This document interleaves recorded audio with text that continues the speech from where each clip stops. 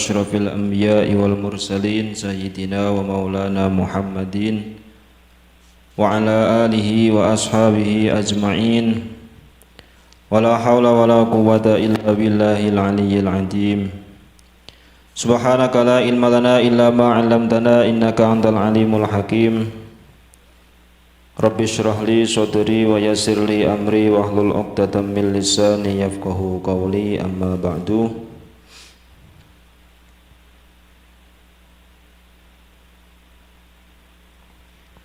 Ma'asyiral muslimin, bapak-bapak jamaah salat maghrib dan jamaah taklim Masjid Darus Sa'adah yang mudah-mudahan senantiasa dirahmati Allah Subhanahu wa taala. Alhamdulillah, pada malam hari ini kita masih dipertemukan kembali di masjid tercinta kita ini, tak lain adalah untuk menunaikan kewajiban kita sholat berjamaah dan insya Allah dilanjutkan dengan taklim kita, rutinan kita tentang tafsir, atau kita mempelajari dari beberapa ayat Al-Quran, dan ini adalah yang akan kita bahas bersama nanti, tafsiran dari apa yang dulu beberapa bulan yang lalu pernah saya sampaikan, yaitu tafsir Yasin karya Syekh Hamami Zadah. Sebelum kita mulai, marilah kita sama-sama membaca suratul Fatihah untuk membuka majelis kita. Mudah-mudahan Allah senantiasa memberikan kita keberkahan dan manfaat dari ilmu yang akan kita pelajari nantinya.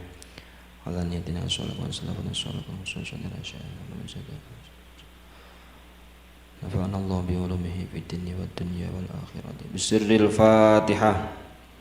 A'udzu billahi minasyaitonir rajim. Bismillahirrahmanirrahim. Alhamdulillahirabbil alamin arrahmanirrahim.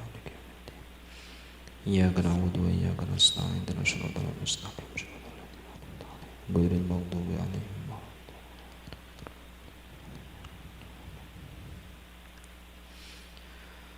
Bismillahirrahmanirrahim. Qala Allah Ta'ala fil Qur'anil Karim, wa ayatul lahumul ardul maitatu ahyainaha wa akhrajna minha habban faminhu ya'kulun wa ja'alna fiha jannatin min nakhilin wa a'nabin wa fajjarna fiha minal uyun liya'kulu min samarihi wa ma 'amilathu aydihim afala yashkurun.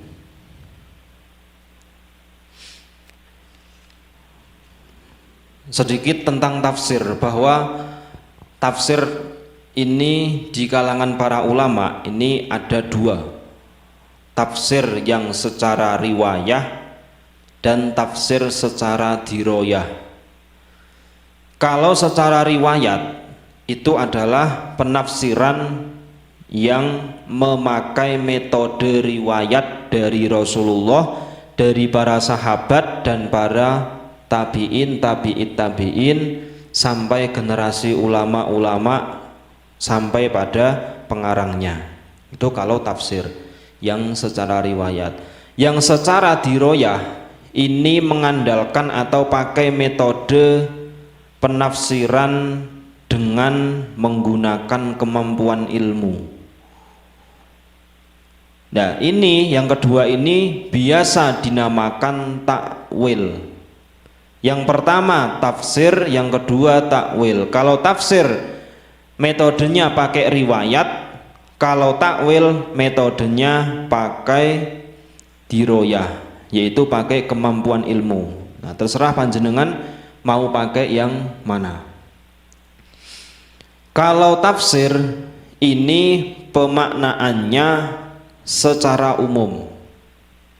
Jadi ketika memaknai Quran ini memaknainya secara umum, bisa macam-macam. Kalau takwil ini pemaknaannya secara spesifik. Ada ayat, ada lafadz dalam ayat itu dimaknai secara spesifik, itu dinamakan takwil. Maka ada karangan tafsir, ada karangan takwil. Tapi ketika ada ulama mengarang takwil, ini biasa disebut dengan tafsir, padahal itu adalah lebih ke takwil. Seperti siapa? Seperti karangannya Imam Baidawi.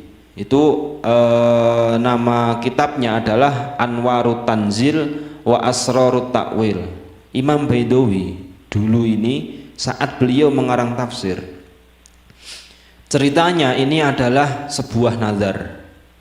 Kalau tadi malam saya sampaikan Habib Ali mengarang Simtud Durar ini bentuk syukur beliau dan memuji Allah kepada Rasulullah, dan syukurnya kepada Allah kepada Rasulullah karena beliau diamanahi untuk mengajar majelis ilmu, maka beliau mengarang Simtud Durar.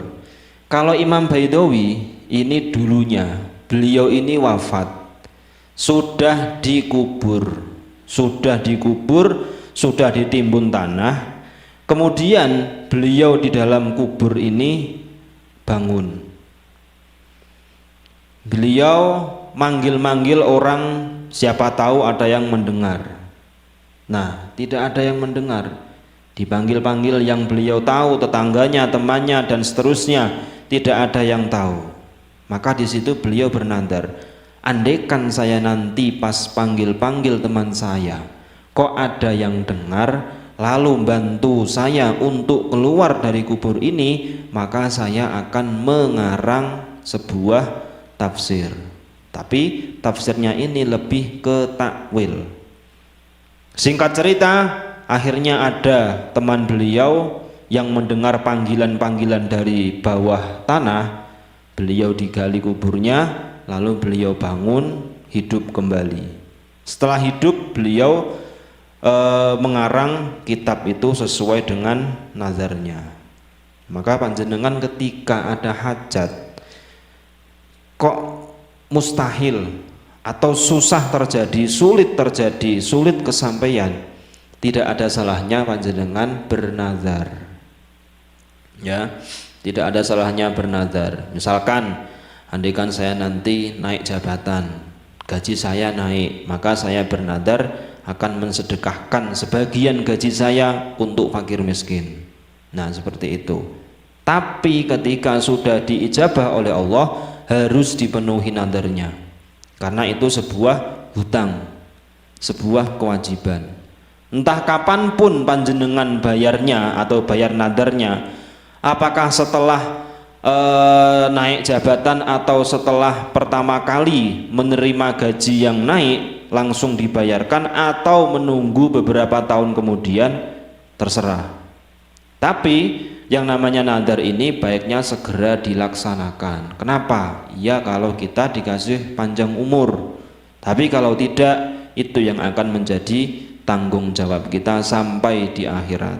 Ya, kalau keluarga kita ada yang tahu nadar kita, akhirnya dibayarkan. Tapi kalau nggak ada yang tahu, nah itu bahayanya.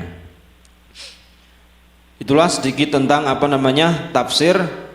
Nah, tafsir Yasin yang dikarang Syekh Hamamizadah ini adalah lebih ke tafsir, karena beliau mengurai tafsirnya ini berdasarkan riwayat hadis Rasulullah Shallallahu Alaihi Wasallam yang diberikan kepada para sahabat, para tabiin dan tabiin sampai generasi-generasi guru-guru beliau Syekh Hamami.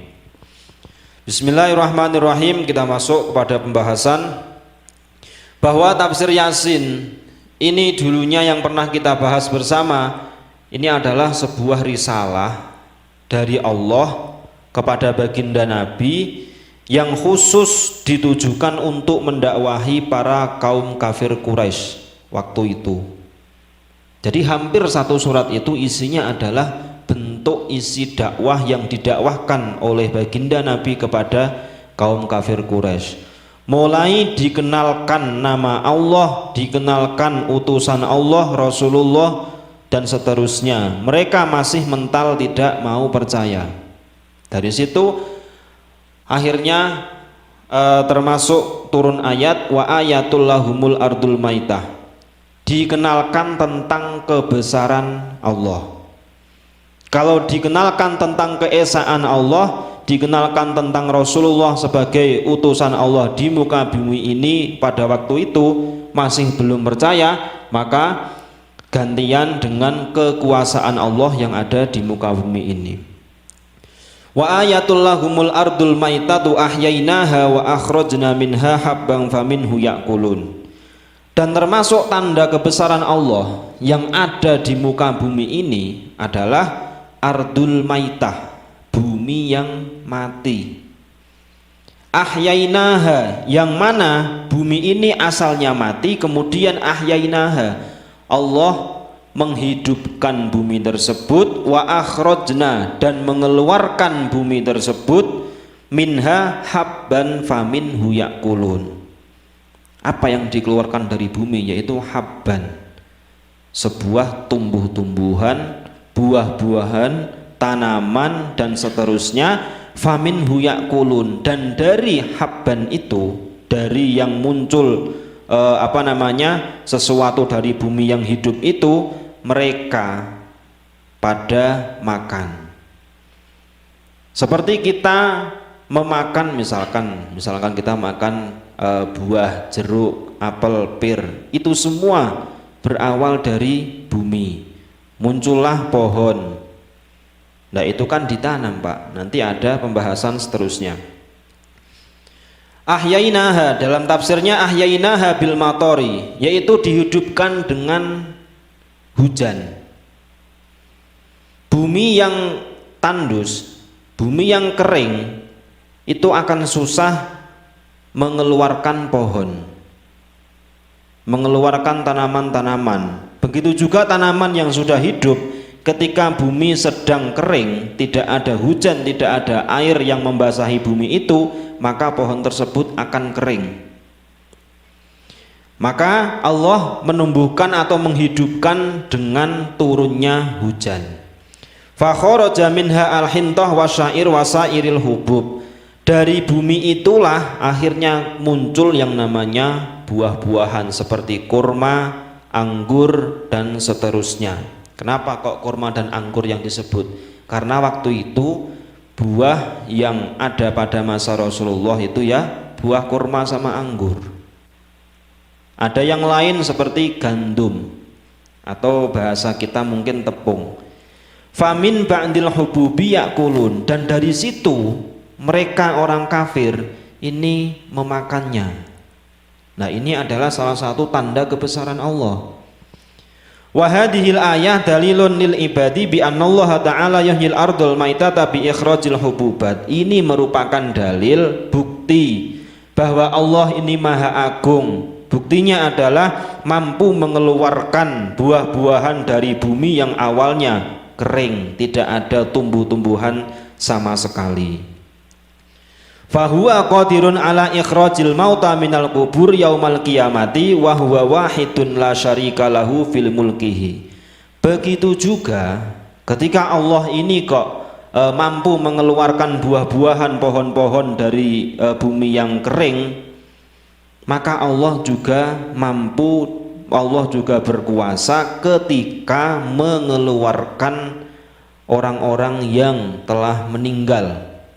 Ini nanti lebih kepada yaumul ba'si, hari pembangkitan manusia.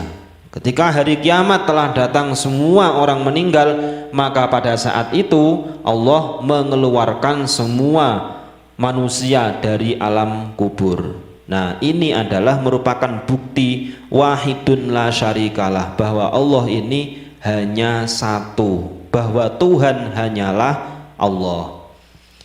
Wa ja'alna fiha jannatin min nakhili wa a'nabi wa fajjarna fiha minal uyun liya'kulu min samarihi wa ma amilat aydihim afala yashkurun. Akhirnya ketika Allah telah menurunkan air hujan, bumi tersebut bersyukur.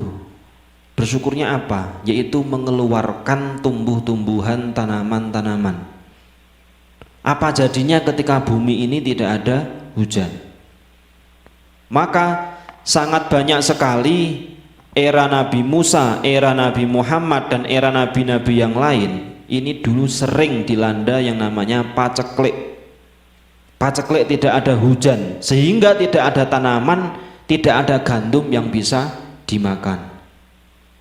gara-gara dikasih paceklik mereka mau bertaubat. Itu pun masih sebagian, tidak semua. Maka kita jangan sampai bertaubat menunggu seperti kejadian pada nabi-nabi.